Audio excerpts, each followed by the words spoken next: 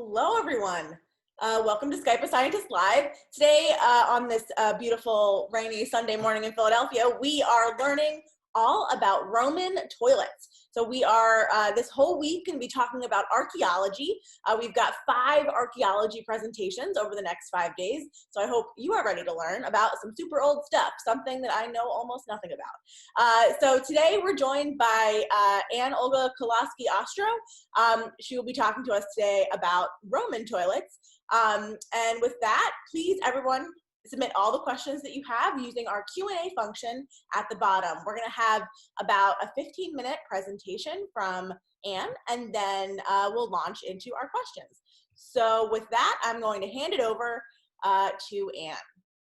Hello, everyone. Thank you so much for joining me today. It's a beautiful day here in Boston, and I'm very happy to be here, and I want to give my thanks to the AIA for having me. Just to tell you in 1 or 2 sentences about myself, I am a classical archaeologist. I've worked in Italy, in Greece, in Jordan, all over North Africa, but my specialty is really in recent years become Pompeii and Herculaneum. So a lot of what I will tell you is based on those 2 ancient sites in Italy. Now let me see how I can move my, here we go. So together we're going to explore what we can learn about Roman daily life from toilet research. Everyone always wants to talk about toilets. They seem to bring out the middle school personas in all of us, like the headline I saw a few years ago in a local newspaper. It went like this: "Police precinct toilet stolen, : not much to go on." So I've been involved in toilet research for about the last 15 years, and I have some interesting findings to share with you. After I organized a Roman toilet workshop in 2007, and you see here some of the international scholars who work on toilets and sanitation actually sitting on a Roman toilet, I published a book with Gemma Janssen and Eric Moorman called Roman Toilets, Their Archaeology and Cultural History. And that book acknowledged that more than any other facet of Mediterranean archaeology, toilets have always fascinated legions of non-specialists, while specialists themselves have tended to avoid the topic as taboo or simply as too dirty and risky. But I, on the other hand, am quite gratified that my reputation as the queen of latrines is getting stronger and stronger. My next single author book, The Archaeology of Sanitation, is a book that is specifically on these matters of toilet research, digs into them much more deeply. And I have a new book that will come out probably in 2021 on just the toilets of the city of Rome. So let's figure out together what really went on in Roman toilets. We'll work on 2 topics together in the short talk I'm giving you. Topic 1 will be Roman urban sanitation itself. That is, did the Romans even have such a concept? And topic 2 will be toilet facts. What specifics can we say about Roman toilets, and what kind of evidence exists? Where is that evidence, and what does it tell us? So, topic number 1, sanitation. Piercing noises, rotting food, precariously loaded wagons, uncivil crowds, uncomfortable heat, sweat, mud, dust, dirt. These would have been common daytime annoyances on the streets of Rome in the 1st century CE. And while we have a hard time picturing such chaos from the tourist site of Pompeii, look at it in this pristine view of the Via dell'Abbondanza today, the Roman writer Juvenal tells us in his Satire 3 that even greater dangers lurked on the streets. Besides drunks and muggers, the common encounters, a Roman night walker would also have to avoid broken jars hurled down from open windows of the tenement buildings, or worse, the unsavory contents of chamber pots, a big splash of urine and excrement on that white toga, not the perfect end to an evening out. The fact is that Juvenal gives us a pretty unpleasant image of the sanitary and security conditions of ancient Rome. So here you see me several years ago mucking about in the great sewer of Rome, and I always advertise my university Brandeis wherever I go. This is called the Cloaca Maxima, and I'm down there trying to figure out how accurate Juvenal's literary description really is. Was Juvenal serious, or was he merely trying to be funny? Getting to the truth about sanitary practices is not so easy, but archaeological evidence combined with literature can be informative and eye-opening.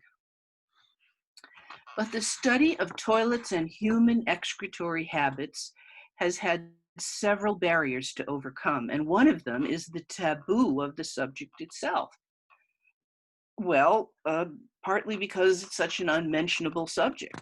The author of one recent study on latrines, who wanted to demonstrate the communal nature of Roman toilets, felt he had to blindfold his actor colleagues when he published this photo of the latrine in the Cyclops baths in Duga, Tunisia. He didn't want anyone to be embarrassed. When taboos are put aside, however, it becomes apparent that Roman sanitary practice involves many barely known Roman habits and traditions. We can learn not only what toilets look like and how they functioned, but what Roman attitudes were towards excrement, hygiene, the level of privacy various facilities had, and about the Romans' own taboos. We must constantly be aware, however, be aware of our own biased views on these matters, because no one is free from his or her own cultural values regarding sanitation. Here you see the Forum latrine of Pompeii. The seats were right along these struts, but of course they were in wood and they've all disappeared. This latrine was unfinished at the time that Mount Vesuvius erupted in 79 CE. The first archaeologists in the 18th and 19th centuries who came across such toilets seemed to have an immediate ambivalence towards them. On the one hand, they looked so similar to their own, they didn't even seem worth mentioning. Certainly, they were not expressions of high cultural achievements of Roman society. On the other hand, as early as the 18th century, a few scholars did recognize the existence of toilets, and here you see two large toilets, one over here and one over here, in the Macellum, the marketplace of Pozzuoli, ancient Puteoli, and slowly gave them a small place in the scholarly literature. But several excavators at the time remained blinded by Victorian taboos and called these large toilets in the Macellum medicinal steam baths, while other toilets were labeled prison installations or even hydraulic lifts. No one wanted to admit that they were actual toilets. In the early 20th century, attitudes gradually were changing, and not surprisingly, a doctor, a Danish physician called Holger Myrgind, was among the first to point out the importance of toilet research. This is a picture of a single-seat toilet in the house of Octavius Quarto at Pompeii. Myrgind's articles were devoted completely to water supply and sanitation in the town of Pompeii, and for the first time, he made analyses of the total ensemble of toilets, drains, and sewers and pipes, which you see here under the sidewalk of a house outside of a Pompeian house. During the large-scale excavations of the fascist era in Italy, dozens of toilets came to light, like this grand Forum latrine in Ostia, excavated by Guido Calza, and it served as a fascist demonstration in the late 1930s of how a Roman toilet functioned, and was supposed to prove to Italians that they had descended from an impressively civilized ancient people. Many years later, where there was a huge dearth of toilet research, Alex Scobie, an ancient historian and classicist from New Zealand, wrote his seminal article in 1986 called Slums, Sanitation, and Mortality in the Roman World, in which he listed the sad realities that trapped hundreds of thousands of impoverished Romans in urban squalor. Since archaeologists had rarely concerned themselves either with latrines or with sewers, and here again is the interior of the great Cloaca Maxima in Rome, despite the impressive remains of these structures in many places, overviews of Roman daily life remained deficient on sanitary matters. Scobie concluded, not surprisingly from the little evidence that he had available to him in the 1980s, that the inhabitants of Rome lived in an extremely unsanitary environment and experienced short, often violent lives. Then Richard Neudecker, he's a German archaeologist, his first book-length manuscript in 1994 devoted to Roman latrines called the Prachtlatrinen, the luxury latrines. These were very beautifully and well-appointed latrines built in the late 1st and 2nd centuries CE. And you see here in this slide, one of them, it's called the triangular latrine in Ostia. Anyway, Neudecker concluded that the physical care of the body, including bodily evacuations, was a process taught to Roman males from a very early age to prepare them for their stations in life. So now let's move to topic 2. Well, actually, I'll keep that slide on for a bit more. Topic 2, toilet facts. First of all, Roman toilets must be studied within their entire urban infrastructures. We must seek answers to a whole new range of questions, like who built them? Were public latrines social gathering places or not? Who used them? Men, women, both, slaves, Roman elites, Roman plebs? Were they hygienic improvements on earlier provisions for basic bodily needs? Or were they actually breeding grounds for disease and foul smell that did little to improve dismal urban conditions? Perhaps we can get to some of these questions afterwards, but the main fact to remember right now is that the study of toilets lead to Rome by some unusual roads. So in towns like Herculaneum and Pompeii, we find single-seat cesspit toilets in almost every private house, like this one in front of you from a house in Herculaneum. Again, the wooden seat is gone. It would have been placed right over this barricade, and here's the cesspit down below. Today, by the way, we can now count just over 200 toilets in Pompeii and another 60 from Herculaneum. Scobie did not know most of these toilets, and their existence would definitely have affected his grim conclusions. Why weren't these toilets connected to sewer lines?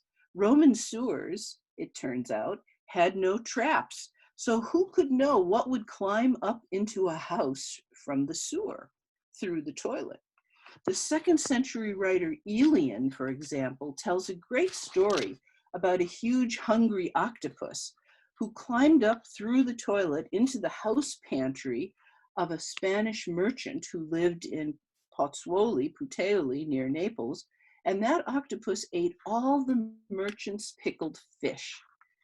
Did not end well for the octopus, but I'm sure the owner of that house was regretting that he had a toilet connected to a local sewer, which might seem completely counterintuitive to us today.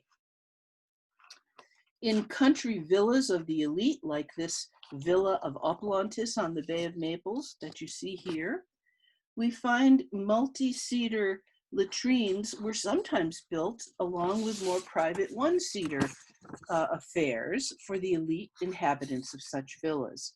This multi-seater toilet at Oplantis was probably for slaves and visitors and was flushed very efficiently by water from the washing basin. You can see the corner of the wash basin here, and the water would have come down, run through the sponge gutter, and then fallen down into the sewer.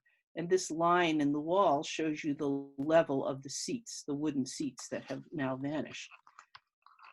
The contents of cesspit latrines in houses like this one were likely deposited directly into the outdoor peristyle colonnaded gardens, which would have made for some really smelly garden parties. While wealthy Romans probably preferred chamber pots to all of these types of privy, public toilets could accommodate from 1 to more than 100 people in the same facility, and toilet technology is equally diverse. But if you learn to observe and not just look, the evidence can show us a lot of fascinating details. And here's a detail about privacy. This is a shop from Herculaneum, and you'll see there's a little toilet in the corner, and they have built this little barricade right in the corner of the shop. The little window in that barricade shows you that the owner gave himself a bit of privacy for his toilet, but he could watch out that little window and look for shoplifters while he was in there.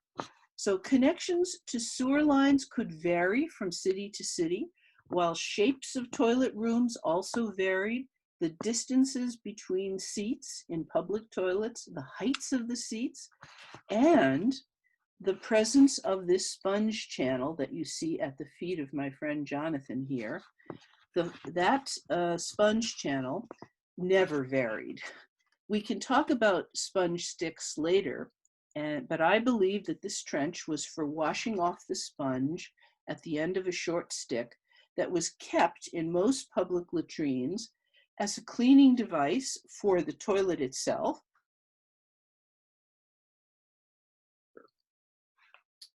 This feature was probably an improvement in better equipped toilets built in the 2nd and 1st centuries CE, because it's a later addition to toilet technology.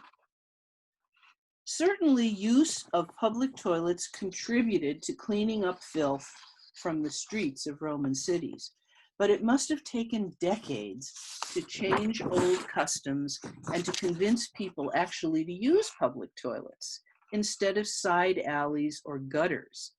You see here an inscription from a tavern in Pompeii. The inscription is right over here. It says, "Kakator kawe malu." That is, crapper, kakator, kawe malu, beware of doing a bad thing, maybe, presumably crapping in public. The goddess Fortuna, and here she is in all her crimson glory, is watching over this man who's squatting here, doing his duty. So to wrap up, a Roman public toilet can display sophisticated manipulation of water, expensive building materials, artistic embellishments, and considerable planning strategies for some light, some privacy, and some air circulation. At the same time, in over 400 years, little changed in their overall design, and most particulars remained absolutely standard. The remains themselves can tell us a great deal if we look closely.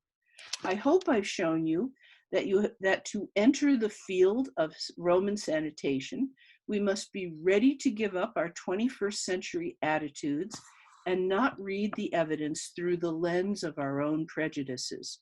What is dirty to us may have been clean and healthy to the Romans. Where we practice religion is not necessarily where the Romans did, as Fortuna can follow you right into the toilet. We must be ready to accept the unexpected at every turn. I thank you and I welcome your questions. That was super interesting. Thank you so much. think we should remove the screen share so that Erin gets bigger for the question. Perfect. Thank you. Oh man. Okay, we already have plenty of questions coming in.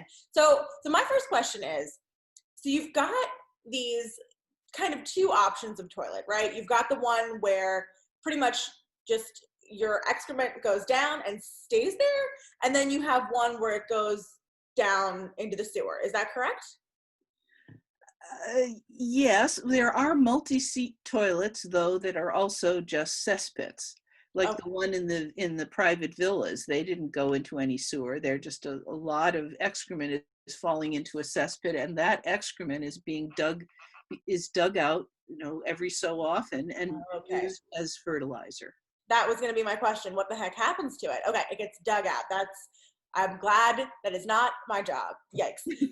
Okay, so our first question comes from David, age 11. How exactly were Roman toilets built? David, I saw your question up there just before I got into my talk. They were built the way everything else in ancient Rome was built, with bricks and mortar and stones and concrete. And somebody picked a place for it, cited the spot for it, whether it was inside of a building or something disconnected from a building, and then dug a hole, if it's a cesspit, a deep, deep hole, and lined it with stones, and then built a little wooden seat for it, because most of these house toilets had wooden seats, presumably. That's why we don't have those seats anymore. That's why toilets are hard to recognize. When you walk into a Pompeian house, you can't really find them because the seats are all gone. All you can see is a hole in the floor, and you have to look closely for those. And often those house toilets, interestingly enough, were built inside kitchens, which seems counterintuitive to us. I mean, my God, you want your toilet right next to the place where you prepare your food? But the Romans have a very different idea about this. You can use that toilet to dump your slop water in. It's like a drain. They don't have sinks, so they have a toilet to throw their dirty water away. And who knows, it kind of counteracts, maybe the cooking stew counteracts the stench from the toilet. But the flies and the other problems certainly would have contributed to health conditions. So I hope that helps you, David. It's not really any different from any other Roman constructions. Great. Our next question comes from Barbara. Do Roman toilets still work today? I don't think there's one actual ancient toilet that anyone is working today. Barbara, as I mentioned, early excavators wouldn't even acknowledge what these structures were. They called them everything but toilets in the beginning. But now, today, with modern archaeological science behind us, we don't only want to know the answer to David's question, how was the toilet built? We want to know what's in the toilet. So we take meticulous care to excavate the excrement itself. It's incredible what excrement can tell you about who was using the toilet, what they were eating, what their diet was, and if it's a slave toilet, their diet is not going to consist of the great bones, steak bones, chicken bones that the elite toilet is going to have. Their toilet is going to have excrement that has bugs and creatures in it because they're using bad flour for their bread and stones and whatnot. So no, none of them are currently in use, but in some places you are allowed as a tourist to sit on them just for your famous photograph. But honestly, I don't think in Roman times you would have wanted to spend much time in a Roman toilet. For sure. Yeah. Cool. The next question is, how did you get interested in this topic? When did you decide that you're like, okay, Queen of Latrines, that's for me. That's what I want to be. Well, I think it really started when I was a little girl. Honestly, I never thought when I was a little girl that this is where my life would go. But I had a very beloved Uncle Nick, who was a garbage truck driver in New York City. And I used to spend a lot of time riding around in Uncle Nick's garbage truck to all the landfills around New York. I was fascinated by what modern New Yorkers threw away. That was one part of my interest in the dark underbelly of the city. the infrastructure of New York City, which is it's a city in itself underneath the streets of the city. And then I had another uncle who lived in Boston who was a plumber. And when I visited him, he took me when I was 5, 6, 7, 8 years old, underneath these fantastic Boston Victorian houses where I got to see the copper plumbing and these unbelievable bathtubs and fancy toilets, which I grew up in a house with a cesspit in the Berkshires. I didn't have a flush toilet. We had a cesspit toilet, which I hated.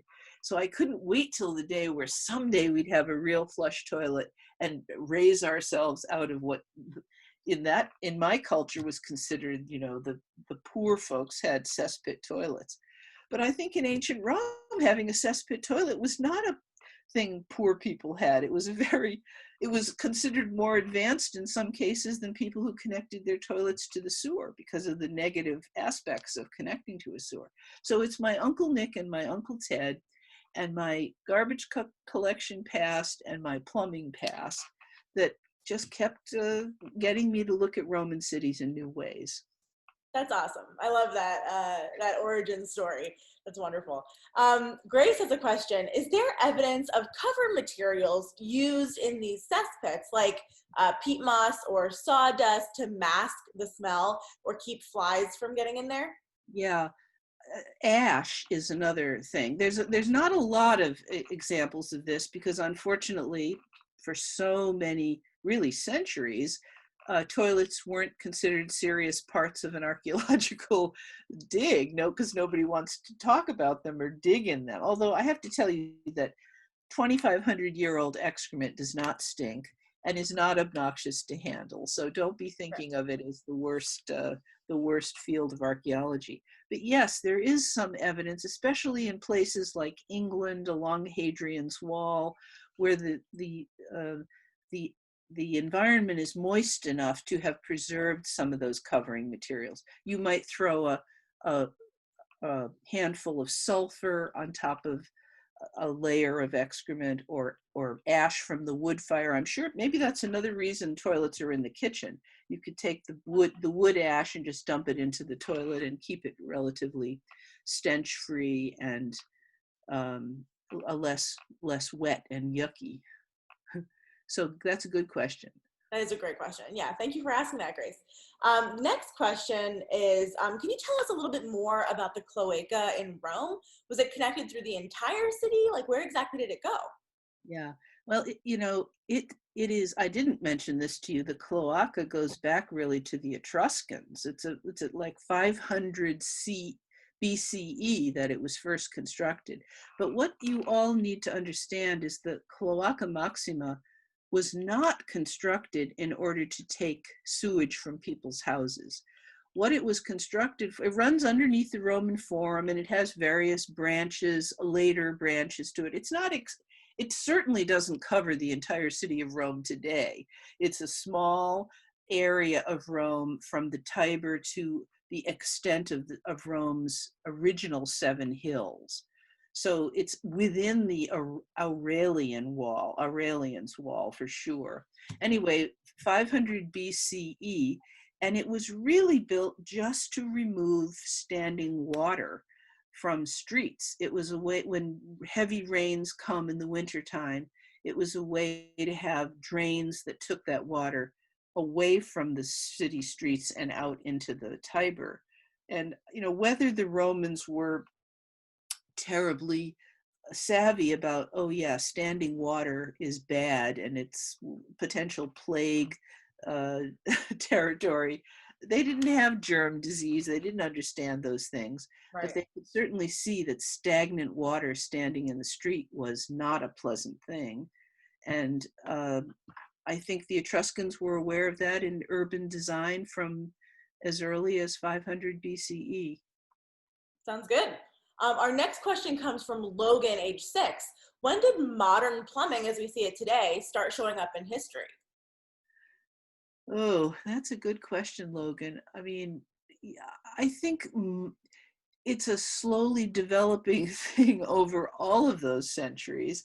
I mean, it's not really until the 19th century century, probably, when germ theory develops, that people directly connect human excrement with the possibility of spreading plagues and disease, and how important it is to rid excrement from human habitation, let's say. And whether or not our choice to dump it into water systems was a wise one or not is still an open question, because there's a lot of problems with how much water we use to get rid of our excrement, as opposed to the Romans, who collected it in their cesspits and used it way out in the agricultural world. So I guess my answer would be, in terms of modern sanitary infrastructure, you'd have to really think about the 19th century. Sounds good. Let's see. So in the communal stalls, in the communal toilets, were there stalls separating each seat like we have today, or was it just a communal experience? It was a communal experience. There are no separations, but here's a couple of things. People ask me, so did men and women sit next to each other? I don't think so. I just think I know enough about Roman society from literature to be able to tell you that I doubt women ever went into a public facility. They were placed often near fora or public areas where men would frequent. And men, remember, were not wearing pants as we do today. They were wearing tunics and togas. So that provides a significant amount of privacy right there. You sit on a toilet with your toga wrapped around your body and no one can see anything. So yes, you're sitting right close to someone, but you're not exposing yourself. Right. So chances are, although I wonder how clean the seats were, how when you stood up, was your toga still white? Or were you getting other people's, dirty excrement on your toga? I think there's a lot of uncomfortableness about it. So if you were an elite Roman, that is someone of wealth and status, you might have preferred to have your slave bring a chamber pot along to the forum with you and just go in the chamber pot and not set foot in those public toilets. But the people who are using them are probably the shopkeepers, the other lesser elite Roman males who are wandering around there. And if a woman did go into those toilets, they would have been very low status women, prostitutes, slave girls, messenger girls, not the daughters and wives of Roman patrons. Right. All right. Sounds good. The next question is, did the cesspit toilets in the private homes in Pompeii and Herculaneum have any type of vents like outhouses do today? I don't even know that outhouses today have vents. You mean? There's okay, so I'm thinking of the cesspit toilets that I see in state parks in Pennsylvania. There will be something about different elevation in the vents will create airflow, kind of like a gopher mound or a prairie dog tunnel. It's not something I've encountered in my studies of the cesspits in Roman houses, for sure. One weekend several years ago, my dear brother invited me to upstate New York, but didn't tell me why he was inviting me to his hunting cabin up there. The job of the weekend was to clean out the cesspit toilet. And he thought it was funny that his latrine sister should come up there and help him. And he thought it would teach me a lot of things about latrine construction. So up I went and out we dug this latrine. And it was a disgusting job because it wasn't ancient excrement we were digging out of there. Rather more recent. But I don't even remember seeing anything like a vent in that toilet. That was pretty modern, like 10, 15 years ago it was built. Yeah, so I'm sorry, I don't know about venting. I don't think there were any such vents in ancient toilets. Sounds good. The next question, could you tell us more about that sponge? Because it seems super unhygienic. So yeah. Oh, we lost Erin. Oh, let's wait a second. Yeah, there she is. She's back. Okay. Whew. Okay. Yeah, the sponge, that is a great question. Who asked that? That was from Shireen. Shireen, that's a good question. It is a problematic question, and I'm not even sure we can say that every Roman toilet that has that channel at the feet of the toilet definitely confirms that sponges on sticks were used there. I will tell you that there is an ancient text from which there are a couple of ancient texts, but the most vivid and horrific of them gives us the idea that there were sponge sticks in toilets. And that this is a text by the Roman writer Seneca, who's a writer of the first century CE. And he's not really writing about toilets or sponge sticks at all. He's writing, it's a philosophical tract he's writing, and he's impressed by a German gladiator, a German person who's been forced into slavery and has to fight in the gladiator ring. And he's about to be taken into the Colosseum and die. But he doesn't want to face that death. So in a moment of weakness, he asks the guard, "Can you just let me go to the toilet before I go to the arena?" And the guard, thinking, well, what's he going to do in the toilet? Sure, go ahead, go into the toilet. He goes into the toilet, and the text says he picked up the sponge, the stick with a sponge tied to the end of it, and he shoved it down his throat and killed himself rather than go into the amphitheater. So he chose his own way to die. He was about to die anyway, but he preferred to kill himself. And what Seneca is impressed about is his own strength, that he saw his own way to die. So it's a horrible story about a suicide, and a suicide in the worst possible way. And it gives us the topos, the so-called original idea of a sponge tied to a stick. Now, in Rome, in Pompeii, in Herculaneum, we haven't found one fragment of sponge in any toilets anywhere there. So, and we don't have any literary references to a major sponge trade. You would think there would have had to have been a huge collection of sponges, natural sponges from the Mediterranean, in order for sponges tied to sticks to be the common toilet paper of ancient Rome. So I think in some toilets, in some places, in some times, sponges tied to sticks might have been used. And we have a little bit of archaeological evidence from England, from some toilets excavated again way up north near the forts of Hadrian's Wall. Fragments of sponge found in the excavation of the cesspits. But other than that, Romans must have used a variety of things. They probably used old rags, shells, leaves, their fingers. There were lots of other ways to clean yourself.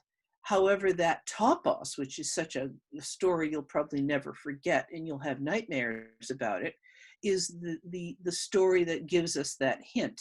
But in any case, that little trench at the base of so many toilet seats suggests a cleaning place for something, maybe rags or whatever you were using to wipe down the marble seats would have needed that water in that little trench. Sounds good. The next question from Claire is a great one. You mentioned that males were taught at a young age about how they should be going to the bathroom. How is this known, and why doesn't that apply to women? Is it because women weren't written about, or because they didn't get taught? Yeah, that's good. That phrase, I would give you the exact reference, but I can tell you it comes from medical writers of the 2nd century. I'm guessing I got that out of Galen, who's a 2nd century doctor writing medical texts for elite Roman males. And one of the things Galen tells us is how men's genitals were bound up when they were little babies to try to make them more stoic and straight and grow up with their heads held high and their bodies always as pure as possible. There's a whole regime that the medical writers of the 2nd century suggest to male elite Romans. And you're absolutely right. Women don't matter in this discussion. They're not discussed this way in the medical texts, and they wouldn't have been using those public toilets anyway. So they're just not, they're kind of like not important in the discussion. Bummer. sad as that is to us. Yeah, it's a bummer for us. Okay, sounds good. Our next question is from Jen. This is a fun question. Did Roman children use toilets, or did they wear diapers, or something else completely? Yeah, I mean, I don't think we know. We have some some wonderful vase paintings that go back to ancient Greece that show putting a kid, a little baby, into sort of like a chamber pot with little footholes, a ceramic vessel that they would be seated on to do their business. We don't have any such apparatus from Roman excavations, at least not that I'm aware of. I know in my own childhood, we had a cesspit toilet with different size holes. There was one for the little kids, a medium one for my mom, and a bigger one for my dad. 3 seats in a row. So it was a community. We never were in there together, but there were sizes for each of us. So, but I never saw that in a Roman toilet. I've only seen the standard, whatever it is, 30-centimeter round holes. There's no differentiation allowing something for a child. So either you would have held your child over such a hole, or you would have just told the kid, go out in the garden and do your business. I don't know, or use a chamber pot. Yes, they did have chamber pots, so you probably had your kids squat in a chamber pot. And then there's the question of, well, urine perhaps was sometimes sold to fullers, to dry cleaners, who came around and collected clean urine from houses to be used in the cleaning process of clothing, because urine has ammonia in it, and that's a great cleaning agent. But you'd have to be sure that urine was really clean. You don't want urine with excrement in it, because that's not going to do much for your clothing. Right. So I guess my answer is, thank you for that great question. And it's something maybe I should explore a little more, but I don't know of any. I think we know almost nothing about the lives of children in ancient Rome. We have so much more to learn. Because they weren't even considered people, really. You know, they're not really people until they reach the age of 12 or 13, and then suddenly Romans start noticing them.